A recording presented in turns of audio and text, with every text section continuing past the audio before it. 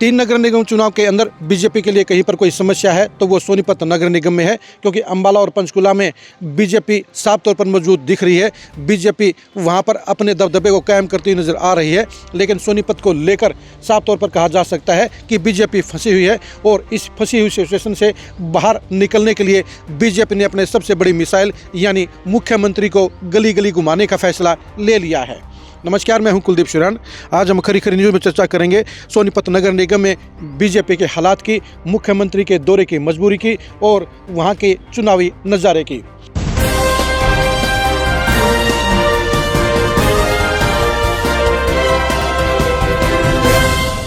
सोनीपत नगर निगम के चुनाव में 2025 में मेयर का बाई इलेक्शन हुआ था, जिसमें बीजेपी ने लगभग 35,000 के मार्जिन से चुनाव जीतकर अपना डंका बजाने का काम किया था। 2020 में सोनीपत में कांग्रेस के मेयर निखिल मैदान बने थे। उसके बाद निखिल मैदान पलटी मार गए, वो बीजेपी में चले गए। बीजेपी ने उन्हें विधायक की टिकट दे दी, वो विधायक बन गए और बाई इलेक्शन में राजीव जैन बीजेपी के मेयर बन गए।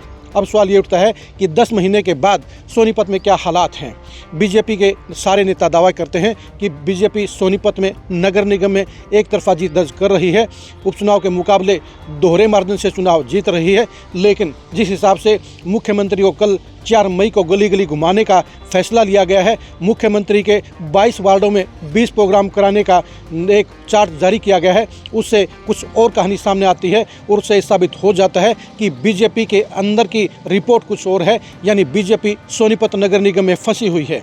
सच्चाई भी यही है कि बीजेपी कंफर्टेबल पोजीशन में नहीं है और 15 वार्डों के अंदर कांग्रेस के प्रत्याशी फंसे हुए हैं और मेयर के चुनाव के अंदर भी कांग्रेस के प्रत्याशी कमल दीवान बीजेपी की घेराबंदी करने में सफल हुए हैं। वहाँ कांटे का मुकाबला हो गया है और ऐसे में चुनाव जीतने के लिए मुख्यमंत्री को बुलाना बीजेपी की मजबूरी हो गई है और नायब सैनी कल सोनीपत के अंदर 20 कार्यक्रम करने का काम करेंगे, 20 चुनावी सभाओं में शिरकत करेंगे। अब आप खुद ही बताइए, 22 वार्डों में से अगर 20 वार्डों में मुख्यमंत्री को घुमाना पड़ जाए तो ऐसे में बीजेपी की पोजीशन क्या होगी।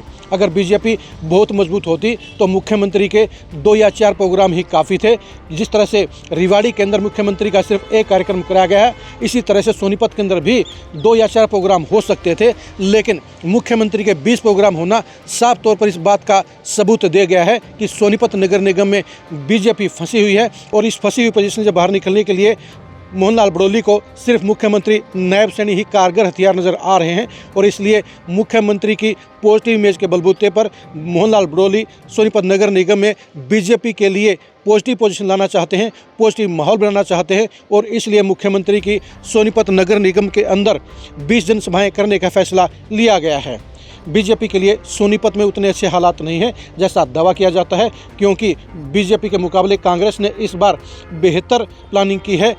कांग्रेस के लगभग 19 प्रत्याशी पहली बार चुनाव लड़ रहे हैं और ये फ्रेशनेस ही जहां कांग्रेस के प्रत्याशियों के लिए जनता में पॉजिटिविटी ला रही है, वहीं उनके रिश्तेदार, उनके दोस्त, उनके पड़ोसी, उनके मोहल्ले भी उनके लिए जी जान लगा रहे हैं और इसलिए कांग्रेस का इलेक्शन सुधर रहा है। वहीं पर बीजेपी के अंदर घर की महाभारत मची हुई है। जिन 8 मजबूत नेताओं की टिकट काटी गई थी वो बगावती होकर चुनाव लड़ रहे हैं और यही वजह है कि बीजेपी को अंदर की लड़ाई लड़नी पड़ रही है और यही वजह है कि बीजेपी के लिए चुनाव जीतना बेहद मुश्किल हो गया है और इसलिए संकट के इस दौर से निकलने के लिए मुख्यमंत्री नायब सैनी ही एकमात्र सहारा बीजेपी को नज़र आ रहे हैं और इसलिए बीजेपी ने मुख्यमंत्री को कल सोनीपत की गली गली में घुमाने का फैसला ले लिया है।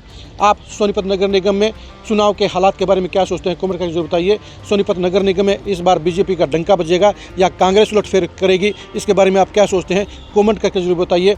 नगर निगम सोनीपत के मेयर के चुनाव में राजीव जैन जीतेंगे या कमल दीवान जीतेंगे, इसके बारे में आप क्या सोचते हैं, कमेंट करके जरूर बताइए। बीजेपी ने किस मजबूरी के चलते मुख्यमंत्री के 20 प्रोग्राम सोनीपत में कराए हैं, इसके बारे में आपकी राय क्या है वो भी कमेंट करके जरूर बताइए। सोनीपत नगर निगम की एक्सक्लूसिव खबरों को जानने के लिए आप लगातार खरी खरी न्यूज़ के साथ बने रहिए। आप हमारे फेसबुक पेज को फॉलो कीजिए, आप हमारे यूट्यूब चैनल को सब्सक्राइब कीजिए। नमस्कार।